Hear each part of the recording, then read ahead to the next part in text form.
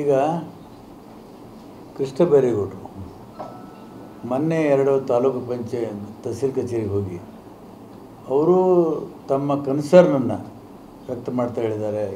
Board ಹಚ್ಚಿರಿ ಅಂತ ಹೇಳಿದ್ದಾರೆ. ಇದೇನು?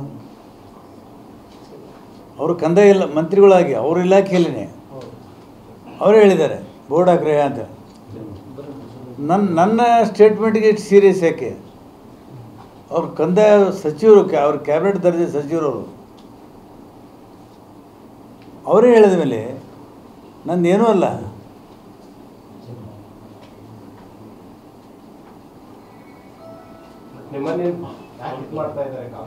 ಏನು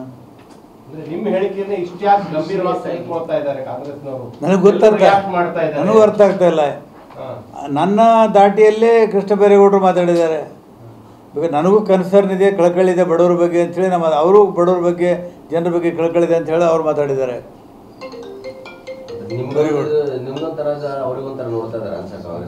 ಅದೆಲ್ಲ ನಿಮಗೆ ಬಿಟ್ಟಿದ್ದು. ಅಂದ್ರೆ ನಿಮ್ಮನ್ನ ಟಾರ್ಗೆಟೆಡ್ ಮಾಡಿ ನಿಮ್ ಕೋಟ್ ಮಾಡಿ ಮಾತಾಡ್ತಾ ಇದ್ದಾರೆ. ನಿಮ್ದು ತಪ್ಪು ಅಂತ ಅವ್ರದ್ದೇನು ಹೇಳ್ತಾ ಇಲ್ಲ, ನಿಮ್ದು ಮಾತ್ರ ತಪ್ಪು ಅಂತ ಇದ್ದಾರೆ. ಇನ್ನ ಯಾರ್ಯಾರು ತಪ್ಪು ಅಂತ ಬರಲಿ ಮಾತಾಡ್ಬೋದು. ಕ್ಯಾಬಿನೆಟ್ ರಿಸಬಲ್ ಟೈಮ್ ಇದೆ, ಅದು ಹಂಗಾಗಿ ಇದನ್ನೆಲ್ಲ ಮಾಡ್ತಾ ಇದ್ದಾರೆ ಅಂತ. ಹೌದಾ? ನಾನು ಬ್ಲ್ಯಾಕ್ ಮೇಲ್ ಮಾಡಿ ಮಂತ್ರಿಯಾಗಿ ಅಧಿಕಾರಕ್ಕೋಸ್ಕರ ಇಲ್ಲಿ 5 ಸಲ ಸೋಲ್ತಿದ್ದಿಲ್ಲ. ನಾನು ಬ್ಲ್ಯಾಕ್ ಮೇಲ್ ಮಾಡಿ ಗೆಲ್ಲೋದಾಗಿದ್ದರೆ ಅಥವಾ ಮಂತ್ರಿ ಆಗೋದಾದರೆ 5 ಸಲ ಸೋಲ್ತಿರಲಿಲ್ಲ. ನಾನು ಇದು ಒಂದೇ ಅಲ್ಲ, ನಾನು ಎಲ್ಲ ಹೋರಾಟದಲ್ಲಿ ಇವತ್ತು ಹೋಗ್ತಾಯಿದ್ದೀನಿ.